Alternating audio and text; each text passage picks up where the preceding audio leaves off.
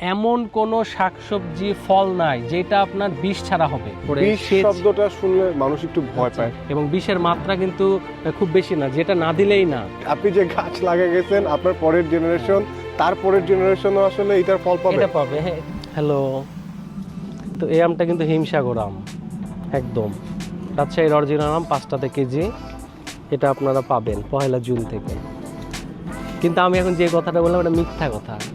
সত্যটা কথা হলে আমটা দেখতে হিমসাগরের মতো, কিন্তু এইটা হিমসাগর আম না। এই আমটার নাম হচ্ছে ভোগলাগুটি।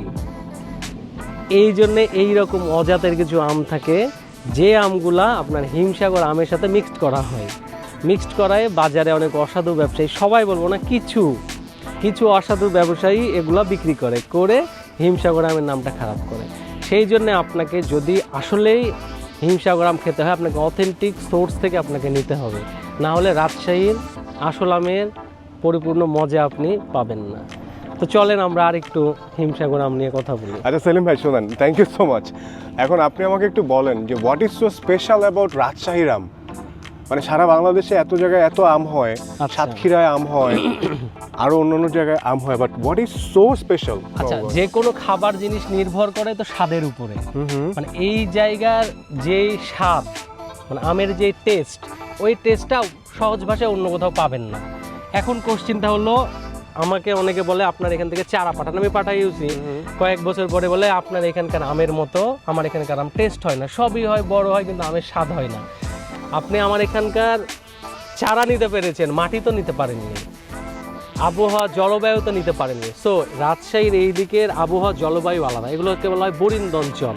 এগুলো হলো মানে সি লেভেল থেকে অনেক উপরে এগুলো, এবং এগুলার মাটিতে পানির পরিমাণ অনেক কম, টেম্পারেচার অনেক বেশি। এই কারণে এই আমের আবহাওয়া জলবায়ুগত দিক এবং মাটির গুণাগুণের কারণেই প্রত্যেকটা ফলের ভিন্নতা, এটাই মেন কারণ। Thank you so much.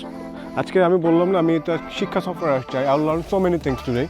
এখন আরেকটা গল্প আপনার কাছ থেকে শুনবো আমি, আপনি ওদিকেও বলতে পারেন।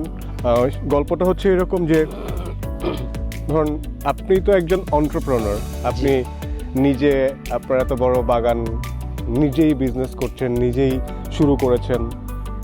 তো একটা আমের গল্প যদি শুনতে চাই, বা একটা বাগানের গল্প, ওর যে জার্নিটা, সেইটাকে একটু আমাদের সাথে শেয়ার করবেন। আসলে জার্নিটা বলতে গেলে অনেক সময় চলে যাবে, আমি শুধু জিসটা বলবো। আমার পড়াশোনা শেষের পরে আমাদের এই বাগানগুলো এত বড় পরিমাণে ছিল না, অল্প পরিমাণে ছিল। তো এগুলো লিজ দিয়ে দেওয়া হতো মানুষকে, অনেক কম টাকাতে নিত, আমরাও ব্যাপারটা বুঝতাম না। তা আমার শেষ করার পরে মনে হলো যে আমটা নিজে করা দরকার। তো একটা জিনিস নিজে করতে গেলে তো প্রথমে হয় না, ওদের সংস্পর্শ থেকে আমি কিছু কিছু শিক্ষা নিলাম। তারপরে শিক্ষা নেওয়ার পরে খুব অল্প একটু জায়গা আমি নিজে করার চেষ্টা করেছি। দেখলাম যে হ্যাঁ, আমার লস হলেও আমরা যেই রেটে বাগানটা সেল করি তার চেয়ে অনেক প্রফিট। আমি দেখলাম বা এখানে তো মজা। তারপরে এর পরিচর্যা করতে করতে গাছের প্রেমে পড়ে গেলাম। আসলে গাছ হলো একটা বাচ্চার মতো, এর আপনি যত যত্ন নেবেন এই তত ভালো থাকবে এবং আপনাকে তত ফল দিবে, এবং এই জিনিসটা খুব মজা লাগলো। সো আমরা গাছের এখন তারপর থেকে শুরু করলাম কৃষিবিদের মাধ্যমে, ফল গবেষণা ইনস্টিটিউটের পরামর্শ মতে আমরা হচ্ছে এখানে প্রপার সার বিষ দিচ্ছে, এবং বিষের মাত্রা কিন্তু খুব বেশি না, যেটা না দিলেই না সেটা আমরা দিই, সার দিই। তারপরে বিষ শব্দটা শুনলে মানুষ একটু ভয় পায়, তো বিষ জিনিসটা একটু আচ্ছা, এটা আমি তো একটু ক্লিয়ার করা দরকার, আমি এটা করতাম। এটা হলো বিষ ব্যাপারটা হচ্ছে কি, বর্তমানে এক কথায় বলতে গেলে এমন কোনো শাকসবজি ফল নাই যেটা আপনার বিষ ছাড়া হবে। আচ্ছা, কারণ কি, বিষগুলা দিতে দিতে আমাদের যেরকম শরীরের এখন নাপা খেলে বা সিঙ্গেল প্যারাসিটামল 500 mg খেলে কিন্তু জ্বর সর্দি আপনার কাটে না। কারণ কি, আমাদের শরীরের জীবাণুগুলো অনেক শক্তিশালী হয়ে গেছে, এই জন্য অ্যান্টিবায়োটিক ছাড়া কিন্তু জ্বর সর্দিও ভালো হয় না। ঠিক গাছের ক্ষেত্রেও তাই, পোকামাকড়গুলো এত শক্তিশালী হয়ে গেছে, এদেরকে খুব উচ্চমাত্রার বিষ প্রয়োগ না করলে পোকামাকড় মারা যায় না। ওকে, সো বিষটা হচ্ছে পোকামাকড় মারার জন্য। আর আমি পোকামাকড়কে দমন না করতে পারলে আমার তো ফল হবে না। সে যখন ফুল থাকবে, ফুল অবস্থায় আমার এটাকে নষ্ট করে দেবে। আচ্ছা, তো এই বিষটা কি মানুষ, আমি ধরেন আপনার এখান থেকে যে আম কিনলাম, এই বিষের এফেক্ট কি আমি যে আম কিনবো সেটা থাকবে কিছু? আচ্ছা, আরেকটা জিনিস, সব মানে মুকুল আসা বা ফুল আসা থেকে শুরু করে আম বড় হওয়া পর্যন্ত প্রত্যেকবার কিন্তু একই বিষ দেওয়া হয় না। বিষের বিভিন্ন ডোজ থাকে এবং বিষের বিভিন্ন গ্রুপ থাকে, এক এক সময় এক একটা দেওয়া হয়। শেষ আমরা যে বিষটা দিই এইটার একটা মেয়াদ থাকে যে ক্ষতিকর প্রভাব কতদিন পর্যন্ত থাকে। কিছু কিছু বিষের থাকে 24 ঘন্টা, কিছু কিছু বিষের থাকে 72 ঘন্টা।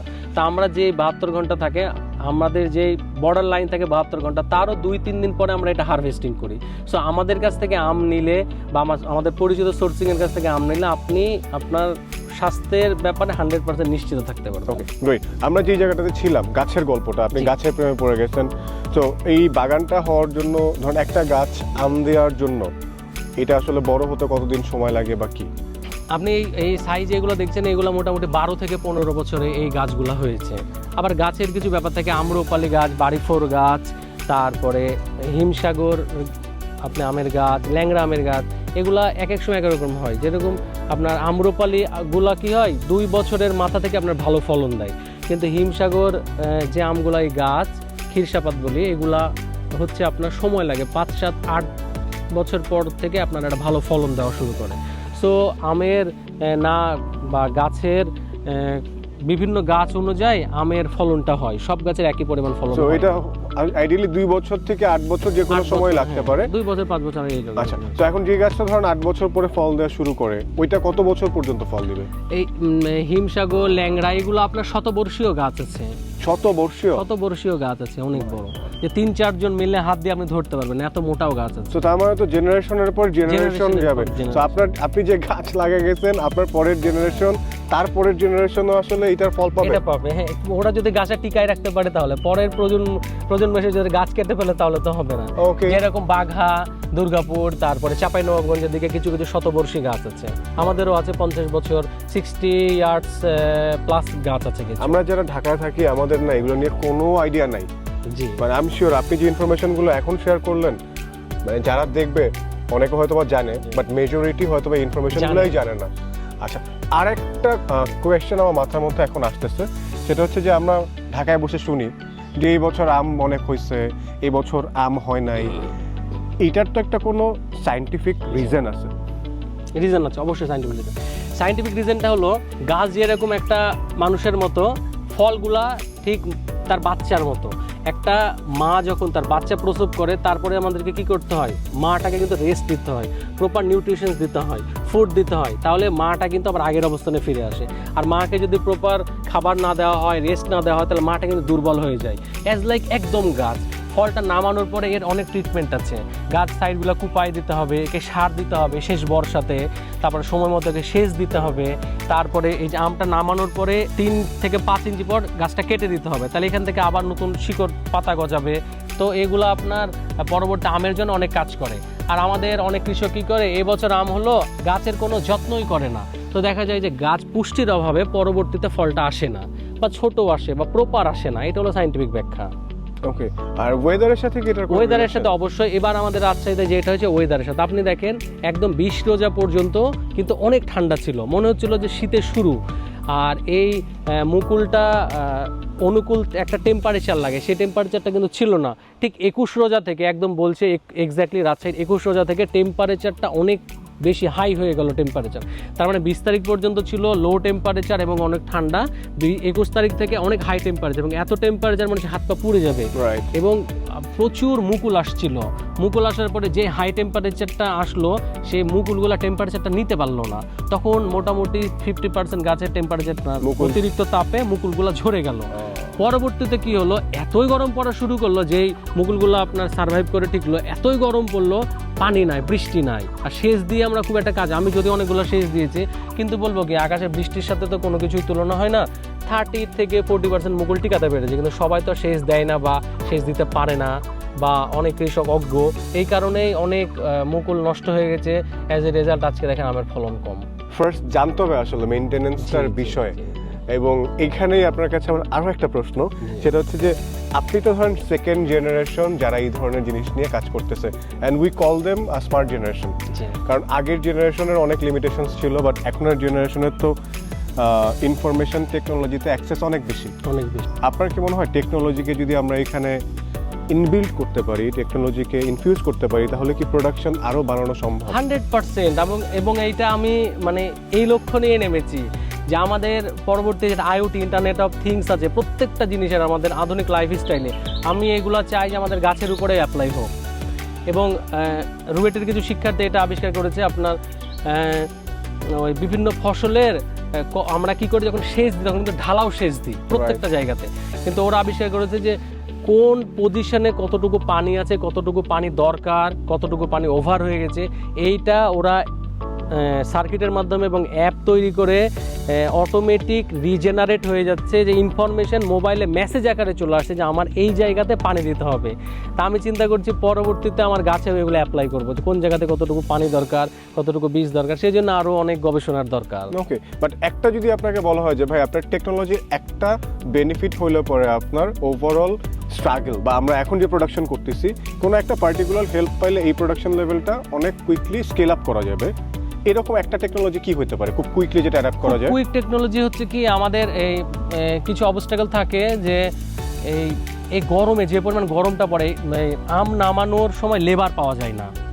আমরা এই জায়গাতে যদি উন্নত করতে পারি, কারণ যেগুলা ধরেন শতবর্ষী গাছ বা 50 বছরের পুরনো গাছ বা অনেক বড় বড় গাছ, এগুলা গাছের উপরে লেবাররা উঠতে চায় না ছোট বাচ্চা কাচ্চা ছাড়া, তো তাদেরকেও সেফটি ছাড়াই কিন্তু আমাদেরকে তুলতে হবে এবং বিভিন্ন সময় দুর্ঘটনাও ঘটে।